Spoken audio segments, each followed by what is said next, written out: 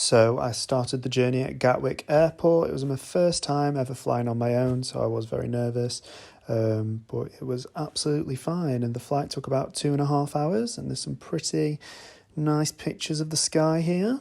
As you can see, I arrived very late. There wasn't a lot to see, apart from this like weird bug thing, which creeped me out. It was then time for bed, but I decided to get this really edgy shot for the morning. Ta-da! So basically my Airbnb was at the top of the hill in Dubrovnik, just overlooking the port, so there were a lot of stairs. Found a cute cat. Now I decided to walk into the old town of Dubrovnik down this really nice picturesque street, which is really pretty. And then, walking through the main gate into Dubrovnik Old Town, and I find a really nice bar called the Boozer Bar, which is just like hidden. It's really pretty. It's just like on the cliffs, and people are sunbathing, swimming.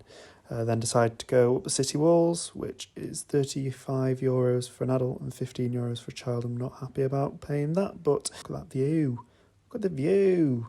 People kayaking, which look really fun, to be fair. Now I'm basically just finishing off the wall, just more really nice views of the city from the outside, which is really cool. And then I noticed there were these fountains. I probably saw about 3 or 4 of them in the old town, and apparently you can drink the water from them, so fair enough, had a go. Then I had to brave the steps back up to my Airbnb, which I hated, and then here's me having a cheeky glass of red. I just booked myself a last minute boat trip, so see you in the morning. So the boat trip was to the Elefiti Islands, which are just off of the coast of Dubrovnik, as you can see here, and then just waiting for the boat. Yeah, fun. So we finally got on board and sailed over. He was going really, really, really fast. I nearly dropped my phone trying to get this video. As you can see, my hair is going everywhere. Lovely. And then we made it to the Blue Cave of Dubrovnik, and I didn't even know there was a Blue Cave of Dubrovnik, so you learn something new every day. So it was there. I didn't really get any pictures of it because I was in the water. So here are some pictures I found on Google. Lovely. So after this, we went to the Green Caves on the same island of Kolosep. That was my friend Avita who I met on the trip, doing a little jump in, and this was the Green Caves. They were really cool. Now this was probably my favourite part of the trip, was the island of Lapud, at a beach called Sunj Beach. It was just a really nice sandy beach. Definitely recommend this one. And it's not far out from Dubrovnik as well. So then we head home with our free beers. And me and Avita decided to get some dinner in Dubrovnik, and I had this cevapi, which was really, really nice. And then we found this really nice beach, which was just a really nice way to round off this part of the trip before the cruise. And then the big day had come where I boarded Katarina, walked down to the port under the bridge. If you want my advice, always recommend a taxi because the walk was kind of weird. It got lost several times, and I arrived way too early. So here's me just chilling before check-in at midday. Got allocated cabin 9. The cabin was just gorgeous, honestly, like better than any hotel room you could ask for, to be fair. The bathroom was so clean, the shower was amazing, the water pressure was amazing. So yeah, win-win. And then here's the aircon. It's like fitted into the desk, which is quite cool. And you've got a lovely jacuzzi, fits about 6 people in. And here's one of my favourite bits, which was the salon at the back of the ship. It was just really comfortable. And then on the main sun deck, you have the dinghy with the outboard engine, which was cool. Now this is like the bar area. There's little sweeties and like nuts and fruit you can eat.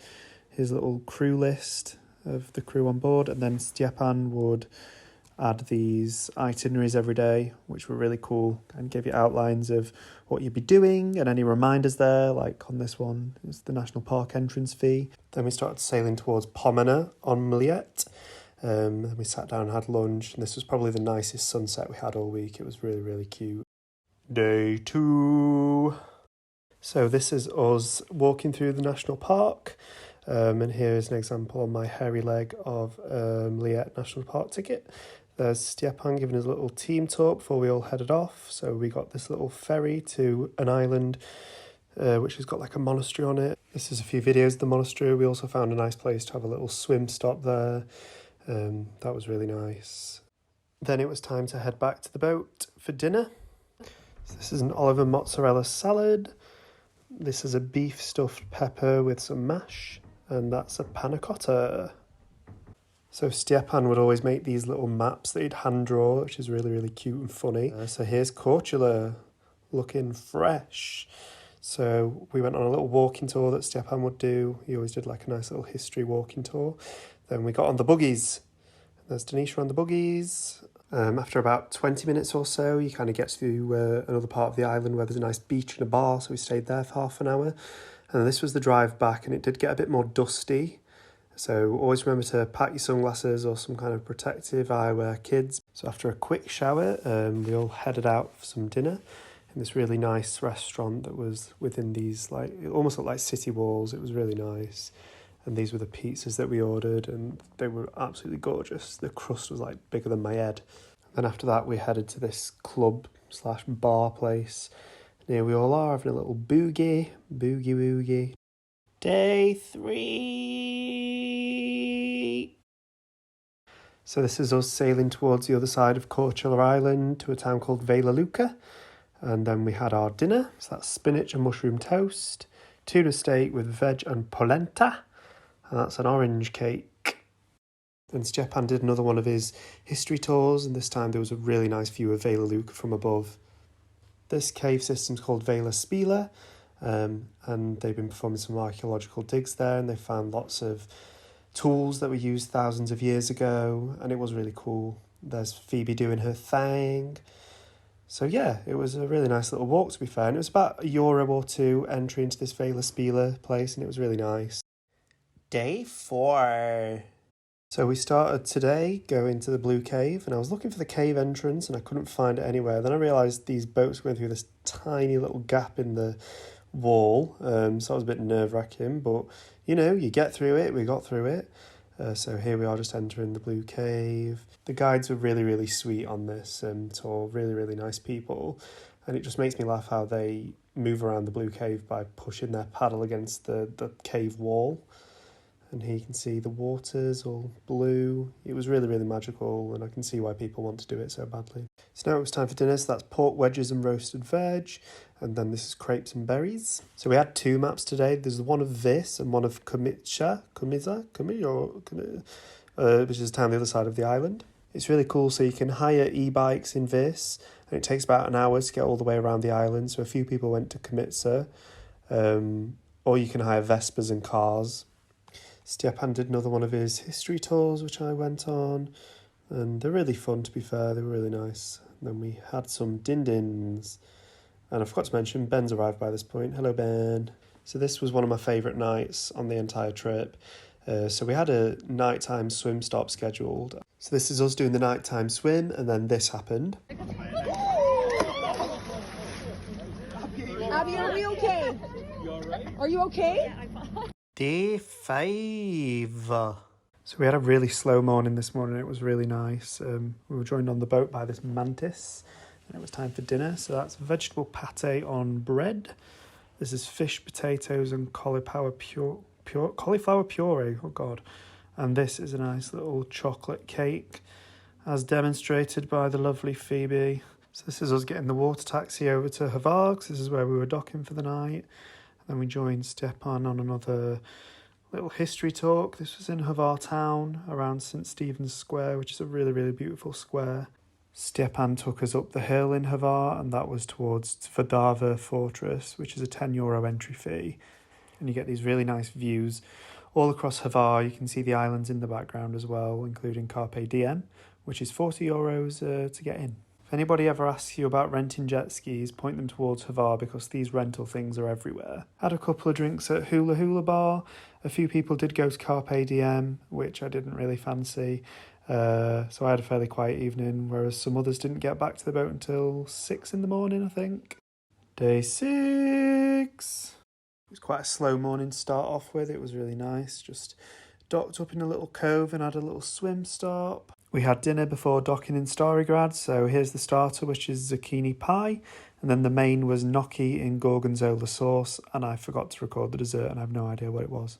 So here we are in Starigrad on another walking tour. So this was probably the biggest surprise of the entire cruise, was this castle called Tvrdalj Castle, and it was €4 to get in, and I didn't know what to expect, but it was like amazing. And in this pond there was all these fish swimming around, and Everyone got some amazing like Instagram pictures, and there were these tortoises just chilling. So after that we headed back to the boat and caught this really nice sunset.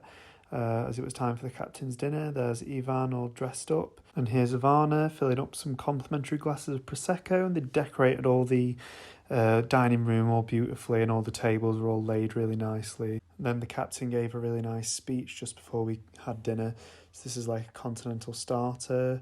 Then we had some seafood risotto, and after that it was like fish and vegetables, and then finally finished with some chocolate cake and ice cream with some almonds.